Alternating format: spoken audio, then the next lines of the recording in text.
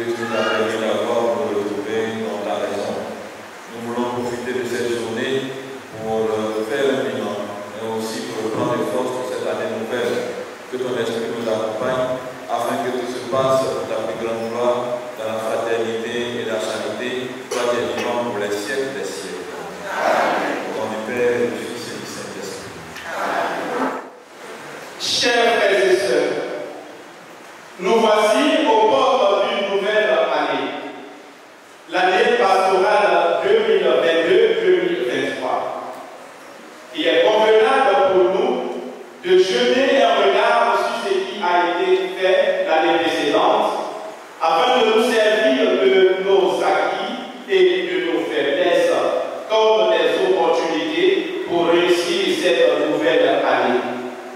Durant l'année pastorale 2021-2022, les activités ont consisté en des actions pastorales allant dans ce sens, mais aussi en des réformes.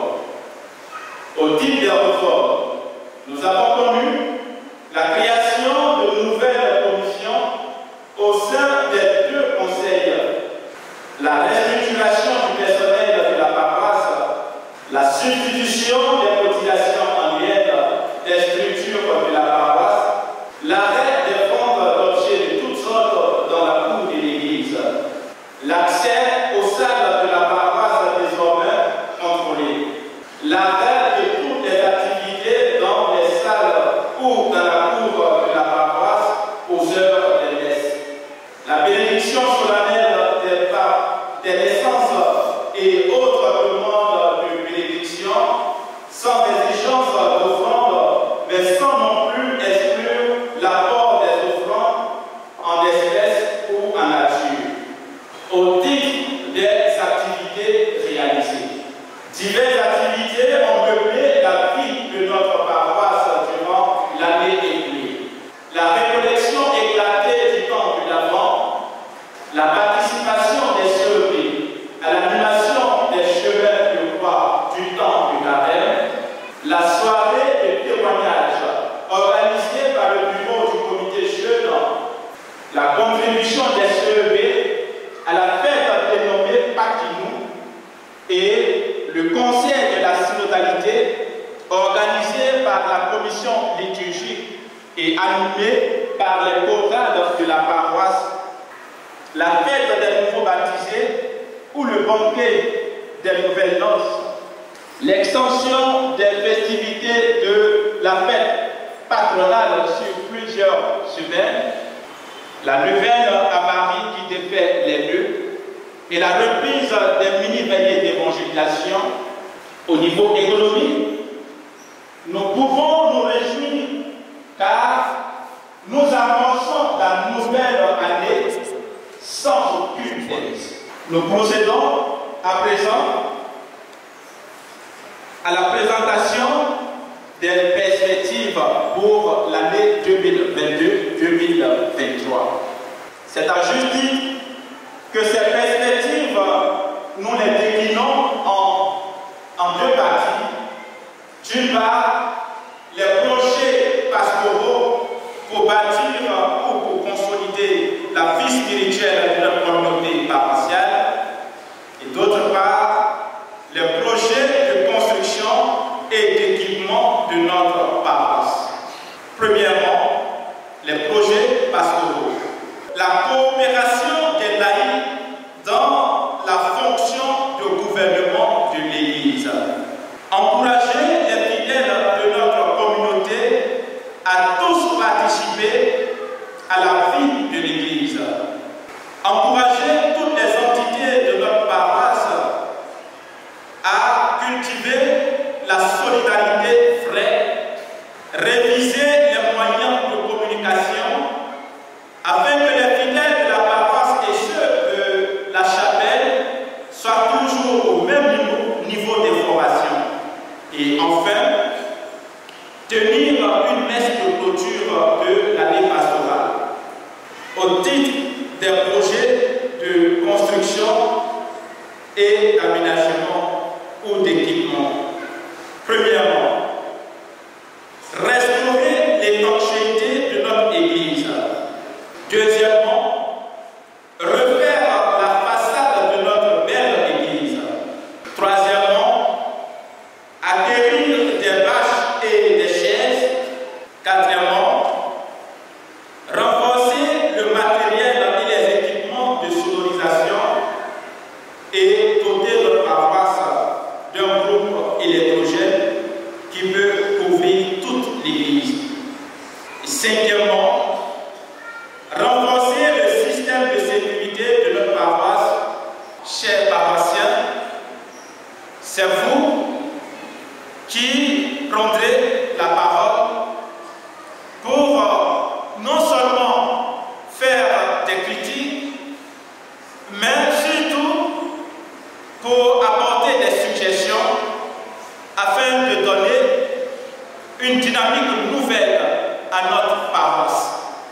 À la suite du bilan et des perspectives, certains paroissiens sont intervenus pour poser des questions, des préoccupations et faire des suggestions pour donner une dynamique nouvelle à la paroisse.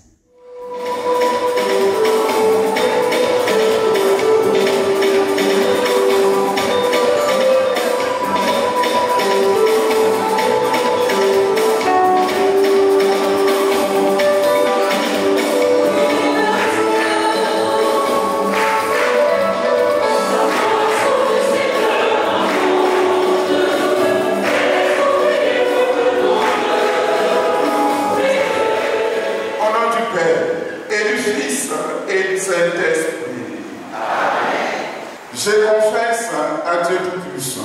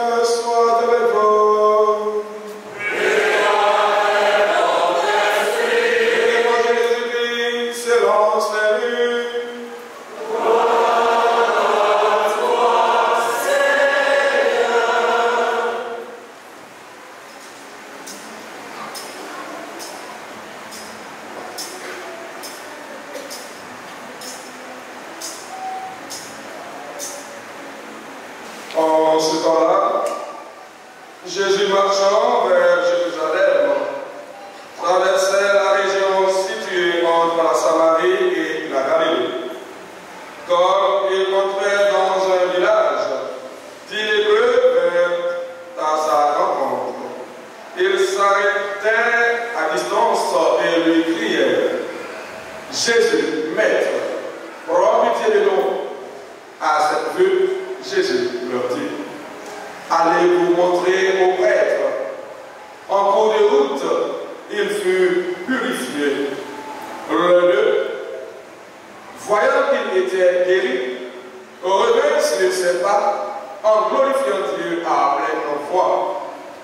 Il se jeta face contre terre aux pieds de Jésus en lui rendant grâce.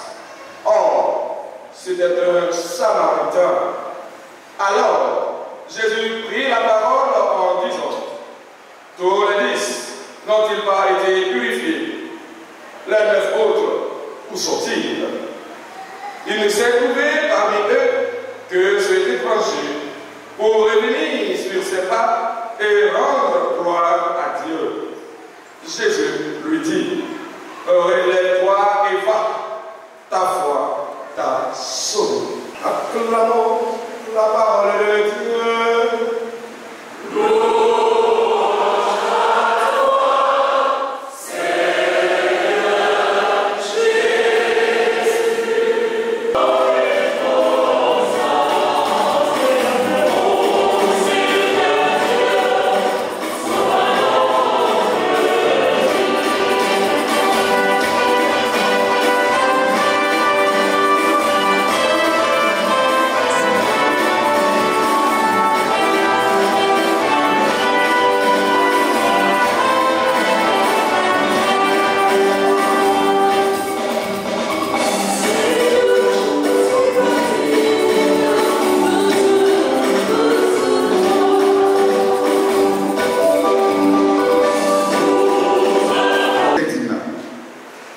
Conseiller spécial particulier, chargé des relations extérieures, M. Gétois et Mélian.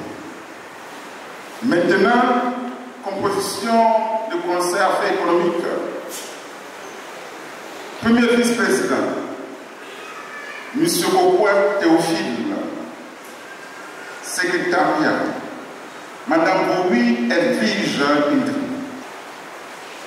Regarde, Seigneur, tes serviteurs et tes servantes qui se proposent pour assurer la gestion de cette paroisse. Par ta bénédiction, confirme leurs dispositions pour qu'ils s'instruisent d'abord en méditant ta parole et en respectant toute la doctrine de l'Église, qu'ils puissent à leur tour enseigner les frères et sœurs et te servir avec joie en même temps que ceux-ci. Par Jésus le Christ, notre Seigneur.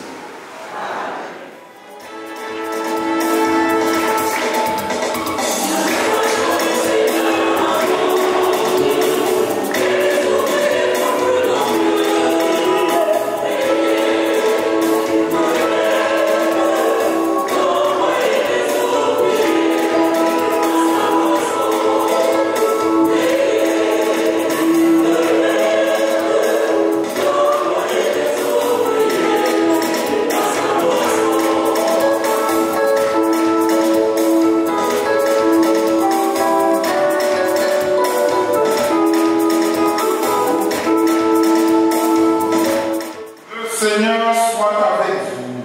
Et avec votre esprit. Inclinez-vous pour recevoir la bénédiction solennelle. Il est heureux de vos prières ici et en tout lieu, et vous fasse heureusement parvenir à la vie éternelle. Amen. Et que la bénédiction de Dieu Tout-Puissant, le Père et le Fils et le Saint-Esprit, ils s'en